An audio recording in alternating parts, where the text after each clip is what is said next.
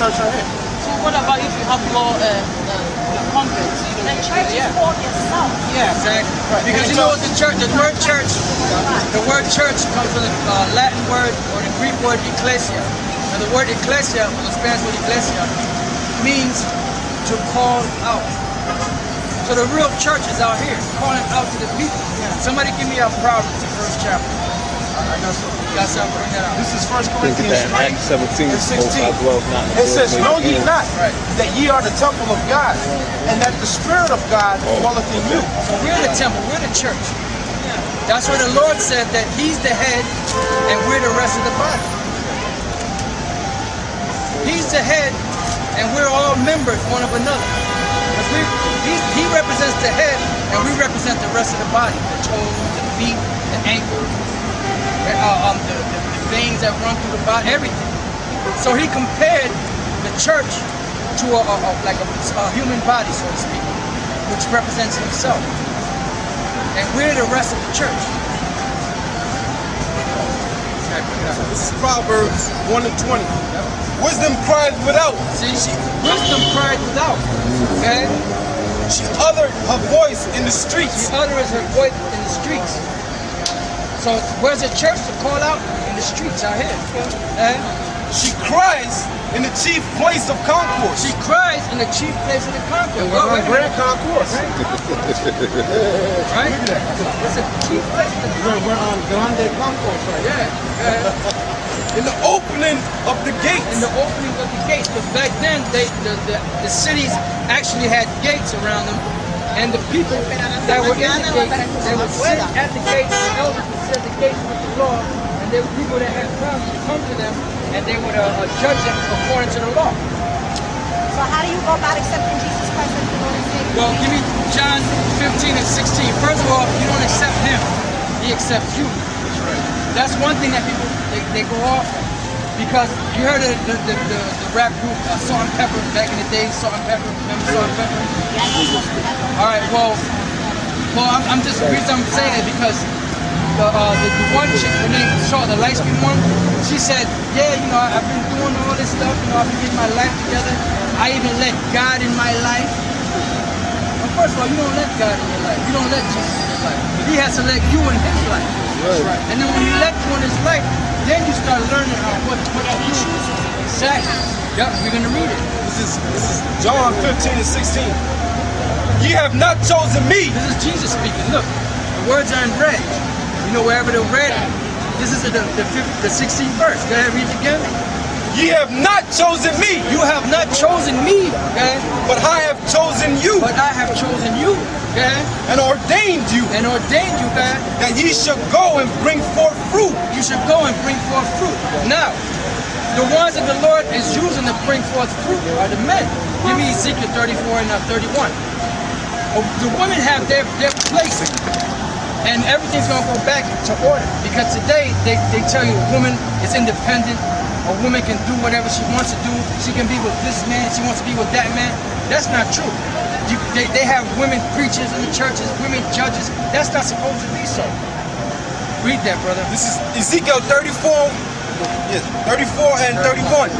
And ye, my flock, the flock of my pasture, are men. And ye, my flock, the flock of my pasture, are men. Why? Because the men are the ones that are supposed to come out here and teach the word.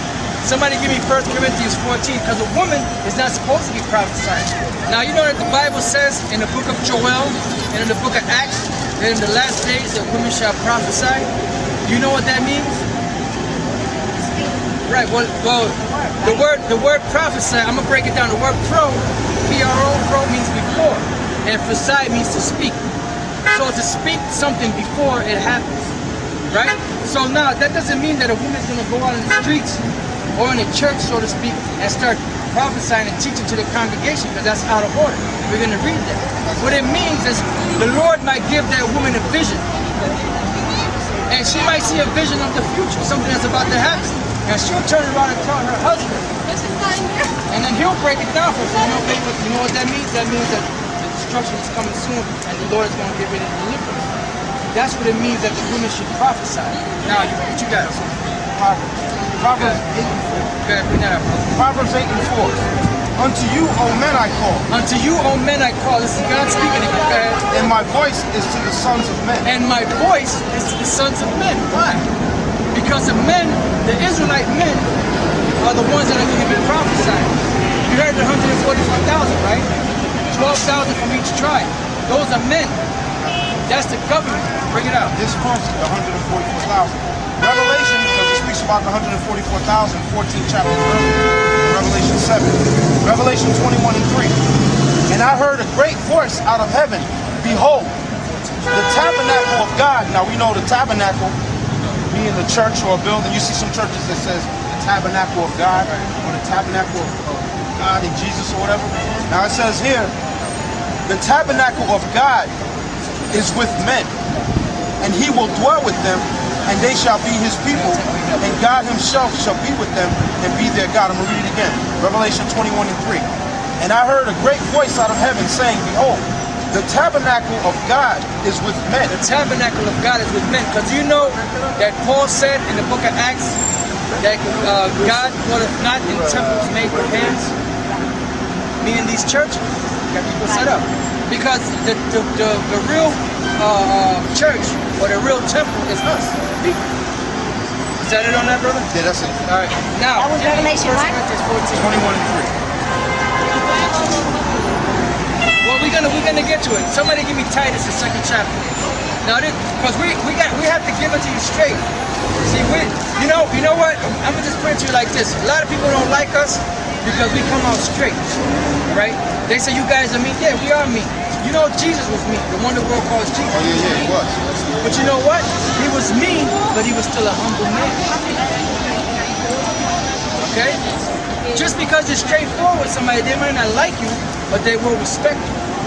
Because you got to tell them to them straight. Now, get that. What you got? 1 Corinthians chapter 14, verse 34. Now, we're going to show you a couple of scriptures about these women that are not supposed to be teaching. Then we're going to show you what a woman is supposed to be doing. Go ahead. Let your women keep silence. What is that? You're a Hamite anyway, man. You're an African. You're not an Israelite. And you know what? Them Arabs, they kicked your butt down there in Africa and made you worship Islam. How about that, man? Go hang off a tree on that. 1 Corinthians chapter 14, verse 34. Let your women keep silence in the churches. See that? You got a lot of women that be popping off in the churches. Yep. You got women preachers, you got women Bishops, lawyers, pastors, women judges. Not supposed to be that way. Go ahead, brother. But you know why it's like that? Because the so-called white man, who is the devil that the Bible speaks of? Uh-oh, they're going to leave now. There's a devil that the Bible speaks of, got the whole world twisted upside down. Go ahead, brother. Let your women keep silence in the churches. Let your women keep silence in the churches. Why? For it is not permitted unto them to speak. It is not permitted to them to speak. Why? Because them Corinthians, they were having women in the church teaching. That was out of order. Go ahead. But they are commanded to be under obedience. But they are commanded to be under obedience as what? As also saith the law. Now what is the law? Give me the law, brother. Genesis 3:16. So it said they are commanded to be under obedience as also saith the law. Now you got these women that say they want to get right with the Lord out of this nation, but they're not willing to follow the guideline. Now what does he said as what? As also saith the law. Okay? Genesis 3:16. This is what the Lord said. Go ahead. Unto the woman he said, I will greatly multiply thy sorrow and thy conception. Right. When women get pregnant, what happens? They go through labor pain. They might go through morning sickness, and then before they have the baby, they have them contractions and all that. That was a direct curse from God. A woman is not. Because heat, right? Exactly. But you know what? When a woman goes, when a person goes to the bathroom, excuse my French, when a woman goes to the bathroom and takes a shit, do you know that that's the same way you're supposed to have a baby? There's not supposed to be no pain. No pain, just oppression. The kingdom is going to go back to that. The ground was cursed. Right. The ground was cursed, which represents the woman also. The woman was cursed. The man got cursed. The serpent, which is an actual man, which is the so-called white man, he was cursed. Go ahead, brother. It says, unto the woman he said, I